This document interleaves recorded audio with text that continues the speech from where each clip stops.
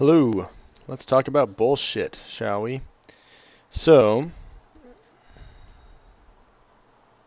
on bullshit.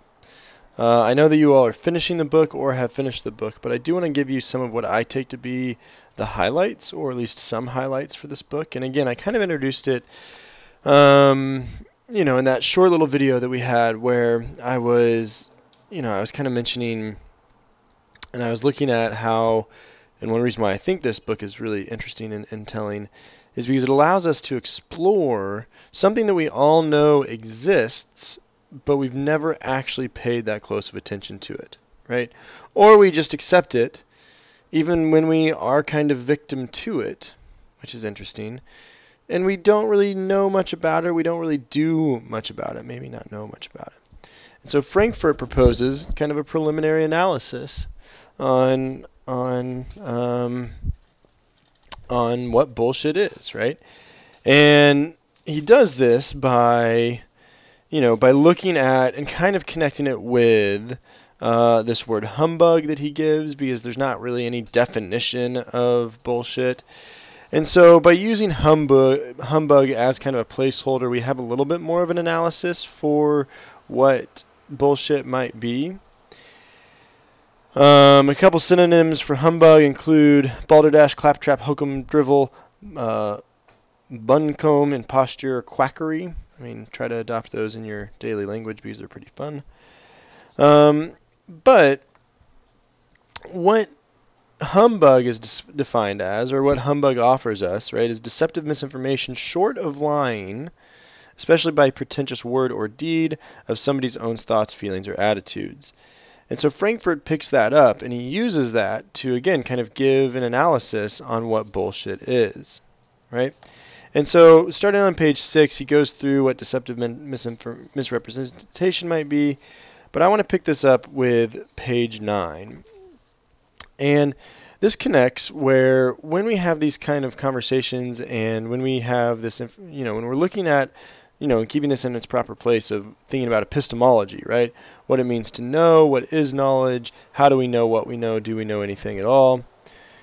Well, somewhere wrapped up in that question is this notion of truth, right? That we want to know the truth. We want to know what is actually true. And somewhere in there, right, truth is connected with lying, right? Because if I have truth, that also means that I'm able to not tell it, either purposefully or maybe ignorantly, whatever the case may be, but I'm also able to lie, right? So Frankfurt makes the claim that bullshit, as connected with humbug, is short of lying, okay? So sometimes, like when I teach this in class, I kind of have like a spectrum on the board, right? I guess I could write this out. Give me a second here.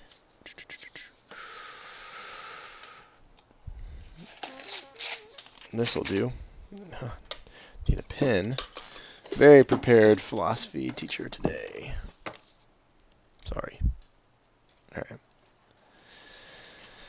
So often how I kind of like work with this in class, okay, is having kind of a spectrum here, right?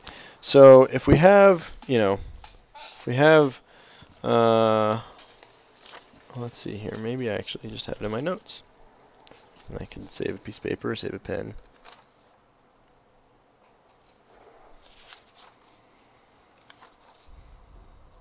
Okay.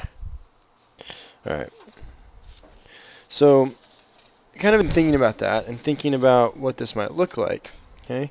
So we have on one side, I think, lying, right? Which is kind of no truth. Okay. Maybe in the middle, sorry, can you see that? Line. Maybe in the middle we have, kind of, we have a care. Maybe we're caring about the truth. About truth. Or at least like discovering what the truth is. And then maybe on this side we do have just like kind of full truth. Okay? So somewhere in here, Frankfurt's going to claim, is where bullshit exists, right? That it's short of lying. And he's going to go through this due to the fact that, and make the claim that bullshit is indeed short of lying, because they're different. Okay? And we'll see kind of how he makes that claim here in just a bit. Blah, blah, blah. Both lying and humbug are modes of misrepresentation. Blah, blah, blah. Alright. Okay. I'm just going to kind of zoom through here. Alright. They go to this example that is wildly timely, which was on the 16th. Okay. Pardon me, on page 16, talking about the 4th of July. Talking about the orator of a 4th of July speech, right? Consider the 4th of July orator who bombastically goes on about how great and blessed our country is, founding fathers, blah, blah, blah. This is surely humbug. As Black's account suggests, the orator is not lying. He would only be lying excuse me, were his intention to bring about in his audience beliefs that he himself regards as false. Concerning such, blah, blah, blah.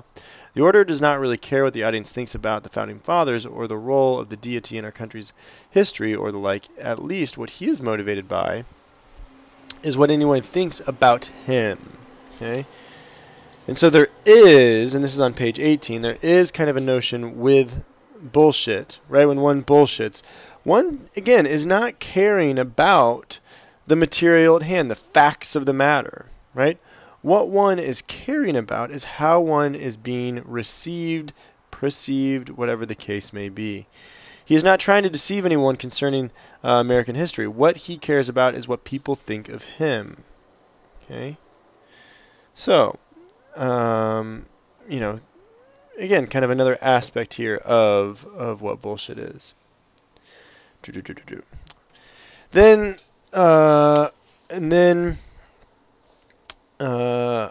Frankfurt goes through this weird, it's a very strange example that he uses with Wittgenstein and Pascal. Suffice it to say, what happens is somebody makes a claim and says, "Oh, I feel like a dog who's just been run over." Okay? And this example here, Wittgenstein is a famous philosopher from the mid-20th century, and he wants to pay, again, very close attention to the way things actually are in the world. So when Pascal makes this claim that she's as sick as a dog, or she's been, she feels like a dog that's been run over, what bothers Wittgenstein so much, okay, is she's not lying, right? Because, she doesn't have the truth to know what a dog feels like having been run over. Okay, so it's not a lie, right? It's just kind of, yeah, it's just kind of,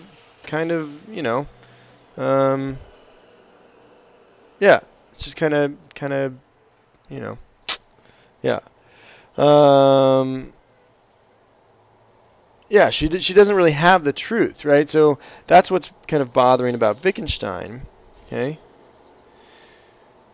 Her characterization, I'm on page 29. Her characterization, though, is so specific, it's excessively particular. Hers is not just any bad feeling, according to her, blah, blah, blah. To Wittgenstein, judging from Wittgenstein's response to Pascal, she's just bullshitting, right? And what matters here, okay, and this is where we're going to get to the real, I think, crux of it here on 29:30, right? Blah, blah, blah, blah.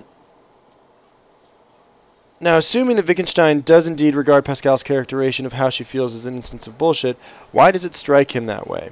It does, I believe, because he perceives what Pascal is saying as being, roughly speaking, unconnected to a concern with the truth.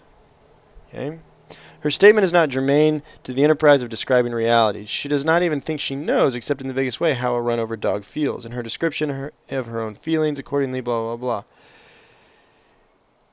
It is this mindlessness that Wittgenstein chides her. What disgusts him is that Pascal is not even concerned whether her statement is correct or false. She's not even trying. Okay? Her fault is not that she fails to get things right, but she's not even trying. That's on page 32. He construes her as engaged in an activity to which the distinction between what is true and what is false is crucial, and yet as taking no interest in whether what she says is true or false. Her statement is grounded neither in a belief that is true, nor as a lie must be in a belief that is not true. It is just this lack of connection to a concern with the truth, this indifference to how things really are, that I regard as the essence of bullshit. Okay? And so that's at the top of 34, and that's where I had you finish off for your first section here. And the reason why I think that's really important is, again, when bullshit happens, one isn't trying. One is not concerned with how things really are. They are indifferent, to use Frankfurt's phrase, right?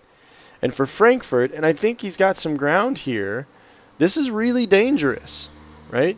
And we see this all the time, where there are those politicians, those are those in advertising, those are teachers, whatever the case may be, where they just talk to talk, that they don't care.